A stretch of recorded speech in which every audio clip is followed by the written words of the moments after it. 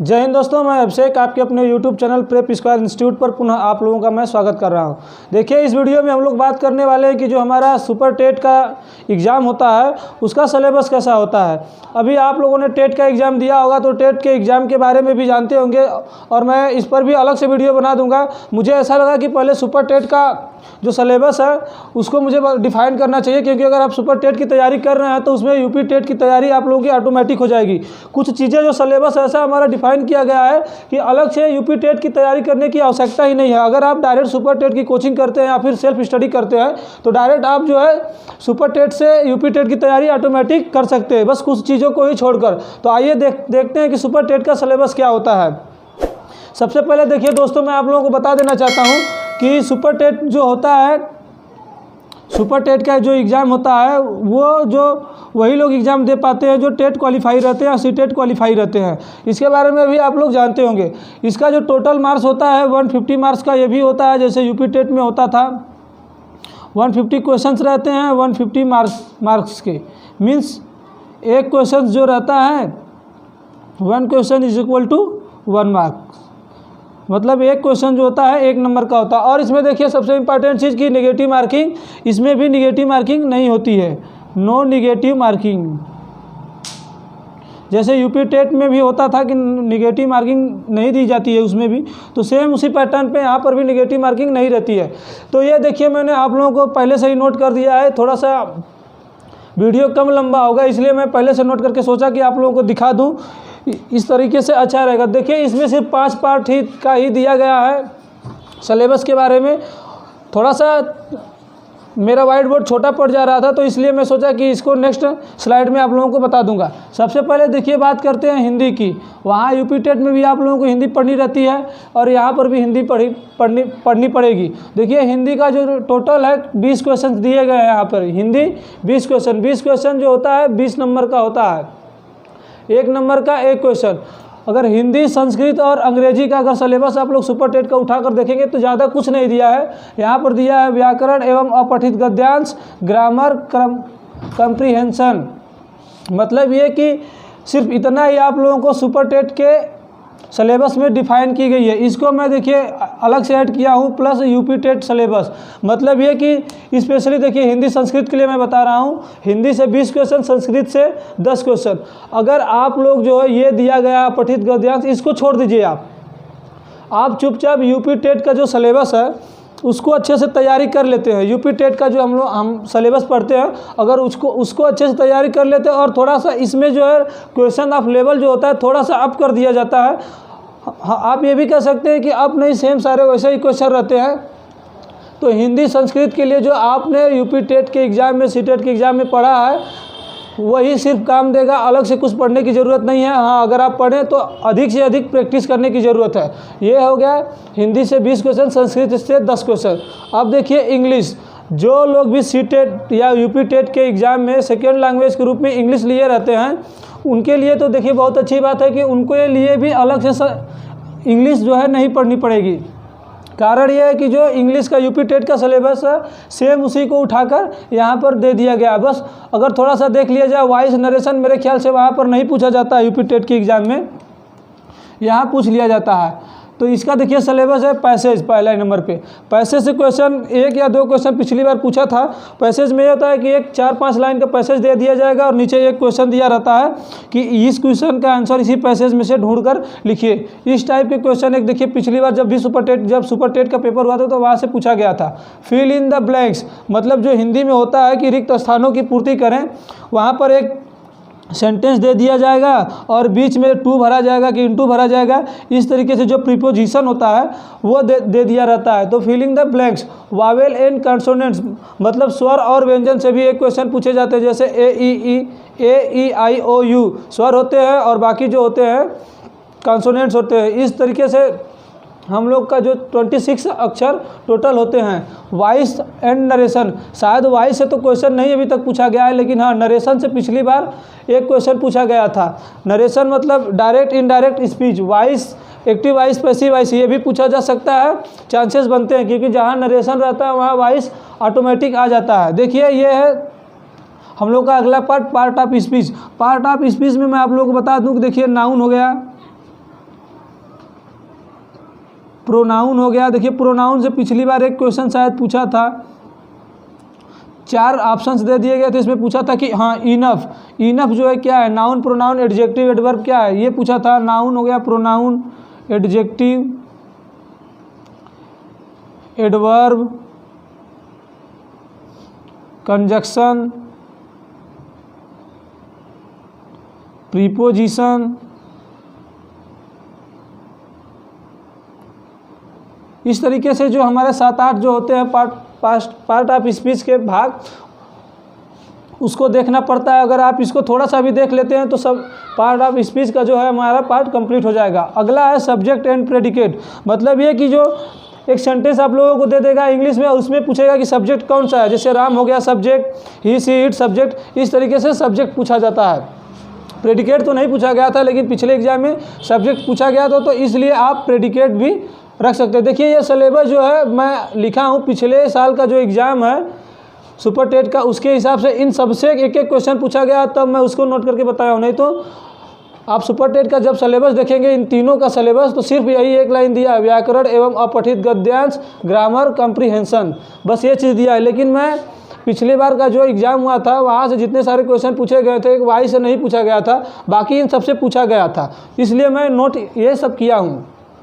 देखिए type of sentence, मतलब कि पिछली बार जो है टाइप ऑफ सेंटेंस में एक्सक्लेमेटरी सेंटेंस है, जो विस्मय बोधक वाक्य होता है। जैसे सेंटेंस के लास्ट में एक ऐसे पाई खींच के नीचे बिंदी लगा दिया जाता है, इस तरीके से एक्सक्लेमेटरी सेंटेंस होता है।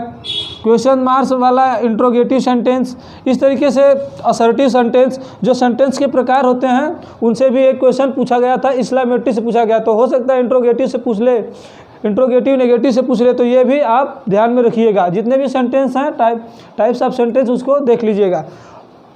नेक्स्ट पार्ट है और सेंटेंस करेक्शन। पिछली बार ऐसा क्वेश्चन दे दिया गया था कि 4 सेंटेंस दे दिए गए थे हमारे, और उन 4 सेंटेंस में जो है जो कौन सा करेक्ट सेंटेंस है उसको दिया गया था। 3 उसमें से गलत दिए गए थे सेंटेंस, मतलब कहीं ना कहीं उस लाइन में सेंटेंस में फॉल्ट था, और एक ही उसमें सही था, तो उससे सेंटेंस ऑफ करेक्शन से एक क्वेश्चन दे दिया गया था। अब देखिए नेक्स्ट पार्ट जो है हमारा चौथा पार्ट, मैथ के बारे में बात करते हैं।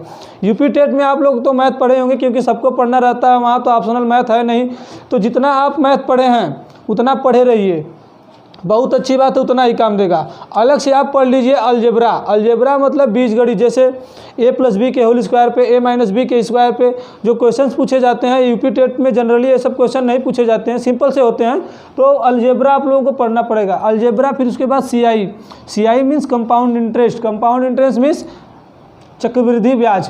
चक्रवृद्धि ब्याज देखिए अभी तक तो सीटेट के एग्ज़ाम, यूपी टेट के एग्ज़ाम, सीटेट के एग्ज़ाम में नहीं पूछा जाता है, लेकिन सिर्फ वहाँ तक जो है सिंपल इंटरेस्ट, साधारण ब्याज तक ही रहता है। तो आप जो है इसमें एक चैप्टर और बढ़ा लीजिएगा, कंपाउंड इंटरेस्ट, यहाँ से सिलेबस पूछा जाता है, यहाँ से क्वेश्चन पूछे जाते हैं। और उसके बाद जो लास्ट है यूपी टेट का सिलेबस, मैंने पहले ही आप लोगों को बताया हूँ कि अलजेब्रा और CI पढ़ने के बाद जो भी यूपी टेट का सिलेबस है उसको फिर से आप रिपीट करते जाइए, तो जो सुपर टेट का सिलेबस है वो मैथ का कंप्लीट हो जाएगा। 8वां पार्ट जो है पर्यावरण एवं सामाजिक अध्ययन। देखिए पर्यावरण तो आप लोगों ने पहले यूपी टेट में पढ़ा होगा, इसको आप लोग GS भी कह सकते हैं। देखिए फर्स्ट पार्ट है इसमें पृथ्वी की संरचना।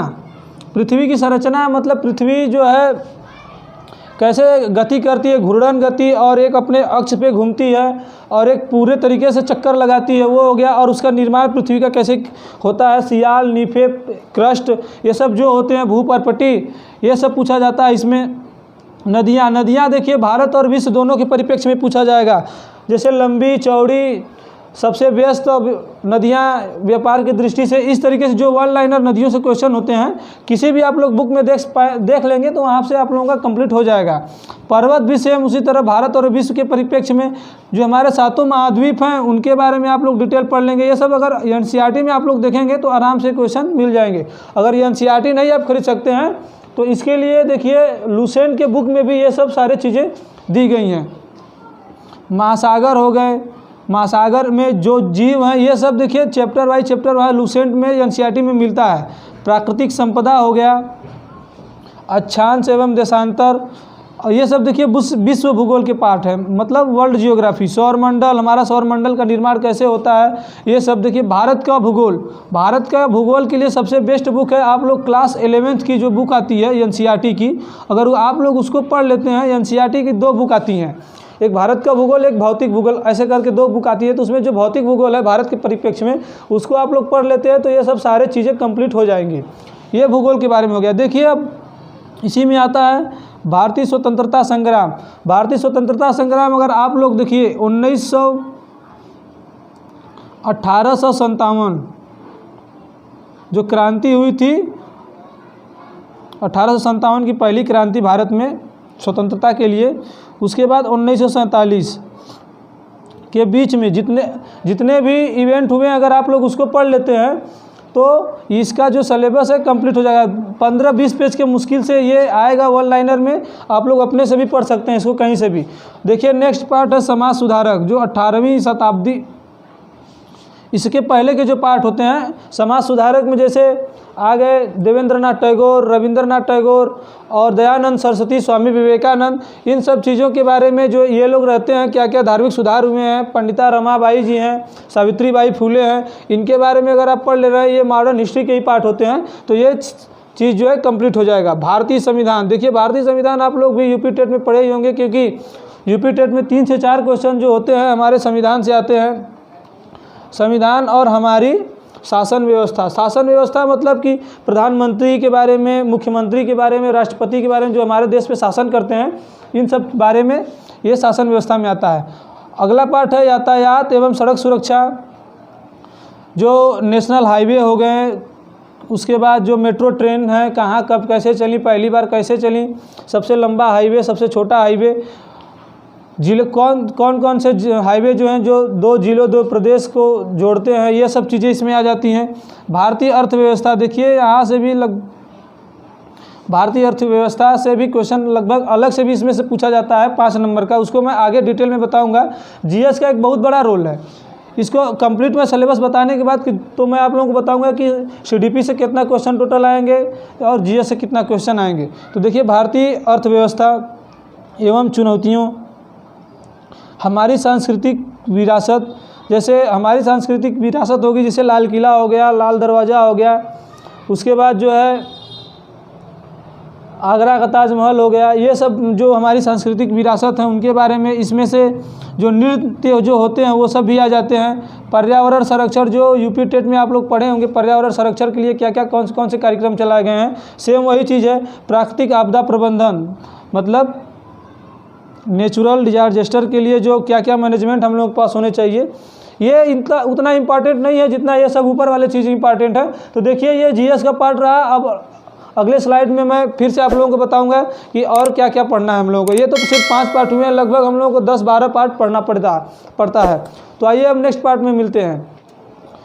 आइए दोस्तों, अब हम लोग नेक्स्ट स्लाइड में देखते हैं कि क्या क्या हमारा सिलेबस में दिया गया है। तो 5 पार्ट हमने देख लिया है पहले ही फर्स्ट स्लाइड में। अब देखिए सेकेंड स्लाइड है 6वां, 7वां, 8वां, और इसके बाद जो भी बचेगा वो अगले स्लाइड में मैं आप लोगों को बता दूंगा। तो देखिए 6वें स्लाइड में है शिक्षण कौशल।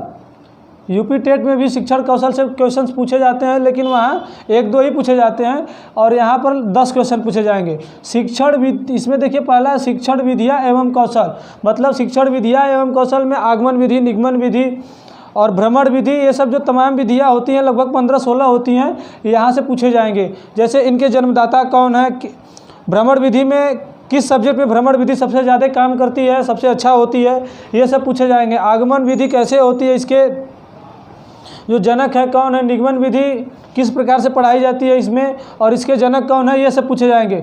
शिक्षण अधिगम के सिद्धांत से क्वेश्चन देखिए यूपी टेट में पूछे जाते हैं, सेम एज ए पैटर्न पे दिया गया है। तो यहाँ शिक्षण अधिगम के सिद्धांत से भी पूछेंगे। वर्तमान भारतीय समाज एवं प्रारंभिक शिक्षा, वर्तमान भारतीय समाज एवं प्रारंभिक शिक्षा, जैसे कि प्रारंभिक शिक्षा में ये होता है कि कंपेयर देखिए करना पड़ेगा वर्तमान शिक्षा और प्रारंभिक शिक्षा। जैसे पहले प्रारंभिक शिक्षा में हम लोग समझेंगे कि जो हमारी प्रारंभिक शिक्षा जैसे बौद्धकालीन शिक्षा हो गई, मुगलकालीन शिक्षा हो गई, वैदिक कालीन शिक्षा होगी, जिसे आश्रम पद्धति पर होता था, उपनयन संस्कार, जो भी जितने बहुत सारे संस्कार होते थे पढ़ाई स्टार्ट होने से पहले पूर्व, ये सब इतिहास का पार्ट है। यहाँ पर पूछा जाता है। तो ये सब भी आप लोगों को देखना पड़ेगा। समावेशी शिक्षा, समावेशी शिक्षा का मतलब आप लोग समझते होंगे, यूपी टेट का अगर एग्ज़ाम आप लोगों ने दिया होगा तो जैसे समावेशी शिक्षा में एक विशेष बालक और एक सामान्य बालक को साथ साथ शिक्षा दी जाती है, उसे समावेशी शिक्षा कहते हैं। प्रारंभिक शिक्षा के नवीन प्रयास, जो प्रारंभिक शिक्षा बच्चों के द्वारा की जाती है, उनके नवीन प्रयास कैसे कैसे किया जा सकता है, कैसे उनको इंटरेस्ट जगाया जा सकता है, ये सब चीज़ें रहेंगी। शैक्षिक मूल्यांकन, जब आप एक अध्यापक जो है पढ़ा लेता है, चीज़ों को बता लेता है अपने छात्रों को, तो उसका एक मूल्यांकन करना बहुत ज़रूरी होता है, ताकि ये पता चल सके कि जो हमारा बच्चा है, जो बालक है, वो कितना सीख पाया है और कितना नहीं सीख पाया है। मूल्यांकन एवं मापन। आरंभिक पठन कौशल, मतलब आरंभिक पठन कौशल में कैसे पढ़ाया जाता है, गा कर पढ़ाया जाए, कि जैसे नहीं देखेंगे कि अब अध्यापक जो होता है डांस कर करके पढ़ाता है ऐसे छोटे छोटे बच्चों को, तो वो सब चीज़ें होती हैं डांस करके। शैक्षिक, जैसे हम लोग की जब टीचिंग लगती है तो उसमें छोटे छोटे जब बच्चे होते हैं तो उन्हें स्टाइल ऐसे ऐसे करके, फिर ऐसे ऐसे करके, फिर डांस कर करके पढ़ाया जाता है, तो ये सब चीज़ें होती हैं। वो शैक्षिक प्रबंधन एवं प्रशासन, मतलब कि शैक्षिक प्रबंधन एवं प्रशासन का मतलब ये होता है कि एक अध्यापक जो होता है कैसे शैक्षिक प्रबंधन करेगा, कैसे चीज़ों को सेट करेगा अपने कॉलेज में कि बच्चे जो हैं बिगड़े ना, मतलब शैक्षिक प्रक्रिया को पूरी करें और अच्छे से ग्रहण कर सके। जैसे प्रधानाचार्य होता है, प्रबंधन की सारी जिम्मेदारी एक स्कूल की प्रधानाचार्य को होती है, तो ये सब डेवलप कैसे किया जाएगा, ये है। अब देखिए नेक्स्ट पार्ट है हम लोगों का 7वां, बाल मनोविज्ञान। बाल मनोविज्ञान भी देखिए यूपी टेट का एक सिलेबस है और मेन तो बाल मनोविज्ञान ही होता है। देखिए पहला है व्यक्तिक विभिन्नता। व्यक्तिक विभिन्नता का इससे क्वेश्चन पूछे जा सकते हैं। व्यक्तिक विभिन्नता के जनक कौन है, जैसे गाल्टन जी। व्यक्तिक विभिन्नता क्या होता है, दो बालकों में सेम होते हैं हर चीज़ें या फिर व्यक्तिक विभिन्नताएं होती हैं, उनमें हर बालकों में बालक के विकास को प्रभावित करने वाले कारक, जैसे पर्यावरण हो गया, स्वास्थ्य हो गया, खान पान हो गया, संस्कृति हो गई, ये सब कौन कौन से उसके विकास में प्रभावित कर सकते हैं। नेक्स्ट है सीखने की आवश्यकता की पहचान, कि बच्चा कब जो है सीखने के लिए तत्पर होगा, कैसे पहचानेंगे कि बच्चा हम सीखने के लिए तत्पर है और नहीं सीखना चाहता है, ये सब चीज़ें इसमें आती हैं। सीखने की आवश्यकता की पहचान, पढ़ने के लिए वातावरण का सृजन करना, मतलब बच्चे के पढ़ाने के लिए किस प्रकार से वातावरण का सृजन किया जाए ताकि बच्चा अधिक से अधिक सीख सके, ये सब चीज़ें इसमें होती हैं।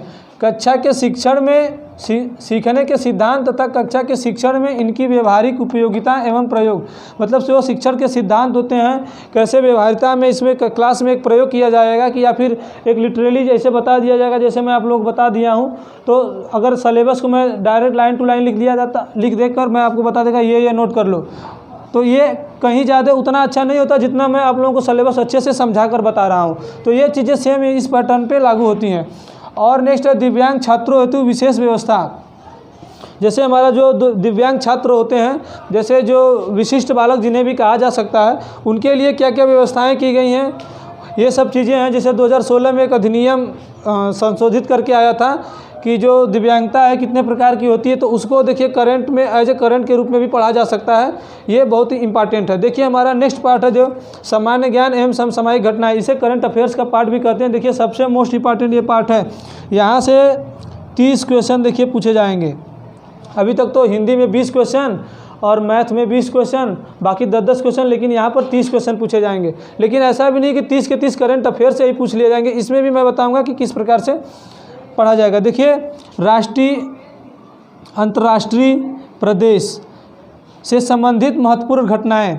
देखिए जो 1 ईयर का करंट अफेयर्स होता है, राष्ट्रीय हो गया, अंतर्राष्ट्रीय हो गया, प्रदेश स्तर जो हमारे उत्तर प्रदेश में है, उन सब का करंट अफेयर्स अगर जब देखिए पेपर हो रहा है सुपर टेट का, तो उससे 6 महीने पहले, 6 मंथ पहले का आप लोग जो है करंट अफेयर्स रट लीजिए, रट्टा मार लीजिए, रट लीजिए, क्योंकि इस 6 महीने से लगभग 30 क्वेश्चन में देखिए ये 2 पार्ट में डिवाइड होता है। लगभग 20 क्वेश्चन जो है पूछा जाता है करंट से और 10 क्वेश्चन जो है पूछा जाता है जीएस से। तो 20 क्वेश्चन पढ़ने के लिए देखिए इसमें से लगभग आप लोगों को 12, 13, 15 तक क्वेश्चन जो 6 महीने से पूछे जाएंगे, और जो फिर उसके बाद जो है लगभग 1 साल का 1 ईयर, शायद आप लोग को दिख नहीं रहा होगा, समझ जाइएगा 1 ईयर। अगर मोटा मोटी एक आंकड़ा लें तो 1 साल तक का करंट अफेयर्स पढ़ लेते हैं तो आप लोगों का काम हो जाएगा। अगर 1 साल तक का भी नहीं पढ़ पाते हैं तो आप मिनिमम 6 महीने का करंट अफेयर्स एकदम रट लीजिए। वहाँ से 20 क्वेश्चन में 10-12 क्वेश्चन तो आराम से एटलीस्ट मिल ही जाएंगे। तो ये होगी करंट अफेयर्स के बारे में, राष्ट्रीय अंतर्राष्ट्रीय प्रदेश स्तर से संबंधित महत्वपूर्ण घटनाएँ। स्थान हो गया, कौन कौन से स्थान बनाए गए हैं, जैसे रामसर स्थल कौन कौन से जोड़े गए हैं, और जो भी चीज़ें होती हैं इसमें, और वैयक्तिक रचनाएं कौन कौन सी वैयक्तिक रचनाएं कर रहे हैं, जैसे जो करंट में रचनाएं होती हैं वो सब चीज़ें जो हमारे भारत के नेताओं के द्वारा भी कई हमेशा होती रहती हैं। खिलाड़ी के द्वारा आत्मजीवनी जो रचनाएं की जाती हैं उन सब से क्वेश्चन पूछे जाएंगे। अंतर्राष्ट्रीय राष्ट्रीय पुरस्कार, जैसे राष्ट्रीय पुरस्कार जो खेल में हो गया, उसके बाद जो भौतिकी में दिया जाता है, ये सब जो तमाम भारत रत्न हो गए, ये सब जो तमाम चीज़ें जो होती हैं ये अंतर्राष्ट्रीय राष्ट्रीय पुरस्कार में। देखिए खेल कूद का इंपॉर्टेंट है। भारतीय संस्कृति एवं कला, भारतीय संस्कृति कला से मैं देखिए पहले भी बता चुका हूँ, जैसे जो नृत्य हो गया और ये सब जो इंपॉर्टेंट ऐसे होते हैं। लुसेंट में आप लोग उठाकर देखेंगे तो ये सब सिलेबस मिलते जुलते हैं। तो ये करंट अफेयर्स का पार्ट हो गया। अब नेक्स्ट स्लाइड में मिलते हैं कि अगला हमारा जो 8 पार्ट तो यहाँ तो हो गया है। अब 9वें 10वें 11वें 12वें तक जो भी पार्ट है उसको हम लोग अगले पार्ट में नेक्स्ट स्लाइड में देखते हैं। तो आइए मिलते हैं नेक्स्ट स्लाइड में। आइए दोस्तों हम सिलेबस के अगले पार्ट में चलते हैं। पार्ट जो 8 तक जो है हम लोगों ने नेक्स्ट पिछले स्लाइड में देख चुका था। अब हम लोग अगले स्लाइड में जो है देखिए 9वां और 10वें पार्ट को पढ़ेंगे, मतलब सिलेबस को देखेंगे। देखिए अगला पार्ट जो है हमारा तार्किक ज्ञान, इसे हम लोग रीजनिंग भी कहते हैं। रीजनिंग से देखिए टोटल क्वेश्चन की जो संख्या होती है 5 होती है। 5 क्वेश्चन ही पूछे जाते हैं। एनालॉग्स ये सब आप लोग देख लीजिएगा, इंग्लिश में दिया गया है। इसमें मैं इंपॉर्टेंट चीज़ बता दे रहा हूँ। देखिए पहला इंपॉर्टेंट है जो लेटर सीरीज, इससे अब समझिए कि 5 क्वेश्चन ही पूछना है, इसको इतना बड़ा सिलेबस दे दिया है। तो अब एक एक चैप्टर से अगर एक एक पूछेगा तो 10-12 तो ऐसे ही हो जाएंगे। तो जो इंपॉर्टेंट है उसको देखिएगा। लेटर सीरीज पढ़ लीजिएगा, डाइस पढ़ लीजिएगा, और उसके बाद जो है कोडिंग डिकोडिंग, और ये क्लासिफिकेशन, मतलब कि इनमें से अलग कौन सा है। कोडिंग डिकोडिंग जो ABCD करके दिया रहता है वो हो गया, और लेटर हो गया। यही 3-4 चैप्टर्स हैं। अगर आप लोग नहीं भी पढ़ते हैं इसको तो आप जब भी प्रैक्टिस सेट उठाएंगे, सुपर टेट का जब प्रैक्टिस देना होगा आप लोगों को, तो ये प्रैक्टिस सेट में कर लेंगे तो ये अपने आप चीज़ें हो जाएंगी। नेक्स्ट पार्ट जो है हम लोगों का सूचना तकनीकी, देखिए ये इंपॉर्टेंट है, यहाँ से भी 5 क्वेश्चन पूछे जाते हैं।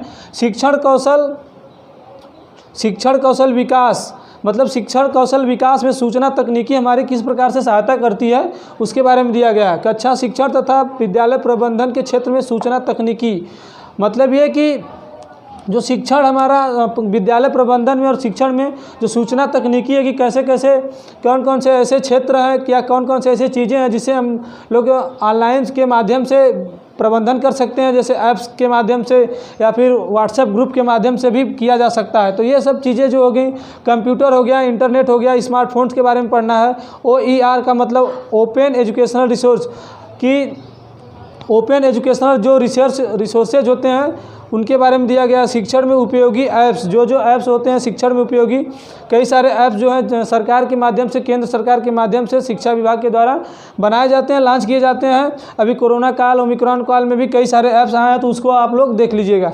डिजिटल शिक्षण सामग्री के उपयोग की जानकारी, मतलब जो स्मार्टफोन हो गए हैं, इंटरनेट है, कंप्यूटर है, इनको हम लोग कैसे उपयोग करेंगे अपने शिक्षण सामग्री के रूप में, एक अध्यापक एक छात्र किस प्रकार से उपयोग करेगा उसके बारे में दिया गया है। तो ये छोटा सा सिलेबस है। अब देखिए 11वां 12वां जो 11वां 12वां है उसको नेक्स्ट स्लाइड में हम लोग देखते हैं। तो आइए अब नेक्स्ट स्लाइड में मिलते हैं। तो आइए दोस्तों हम लोग नेक्स्ट स्लाइड में देखते हैं जो हमारा 11वां पार्ट है, जीवन कौशल और प्रबंधन एवं अभिवृत्ति से। ये लास्ट पार्ट है। इसके बाद जब भी आप लोग जोड़ेंगे तो 150 क्वेश्चन का जो पूरा मैंने है वो बता दिया है। तो आखिरी है 11वां नंबर पे व्यावसायिक आचरण एवं नीति, प्रेरणा, शिक्षण की भूमिका। व्यावसायिक आचरण एवं नीति का मतलब ये है कि एक जो शिक्षण प्रक्रिया है व्यवसाय के रूप में किस प्रकार से है, कौन कैसे कैसे क्वेश्चंस वहाँ पर बनाए जाते हैं, नए नए प्रकार के। ये थोड़ा सा टफ लेवल का ज़रूर है, लेकिन इतना भी टफ यहाँ से नहीं पूछा जाता है कि हम लोगों को नहीं समझ में आएगा। ये चीज़ें जो होती हैं आसानी से समझ में आ जाएंगी। प्रेरणा का मतलब ये होता है कि किसी चीज़ को करने के लिए पॉजिटिविटी जो होती है वो चीज़ के बारे में दिया गया। शिक्षण की भूमिका, शिक्षण की भूमिका जैसे एक अध्यापक होता है सुविधा प्रदाता के रूप में कि एक छात्र को अपनी सुविधा प्रदान करता है।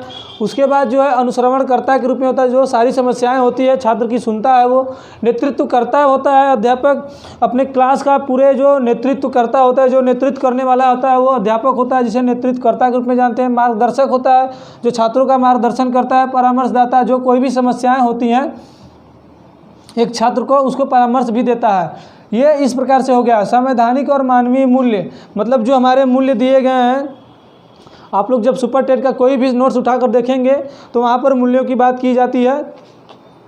तो वो संवैधानिक मूल्य, दंड एवं पुरस्कार के बारे में आप लोग यूपी टेट में पढ़े ही होंगे कि दंड एवं पुरस्कार का क्या महत्व होता है एक छात्र के विकास में। व्यवस्था का प्रभावी प्रयोग, मतलब इन सब व्यवस्थाएं जो होती हैं कैसे प्रभावी प्रयोग किया जा सकता है एक अध्यापक के द्वारा।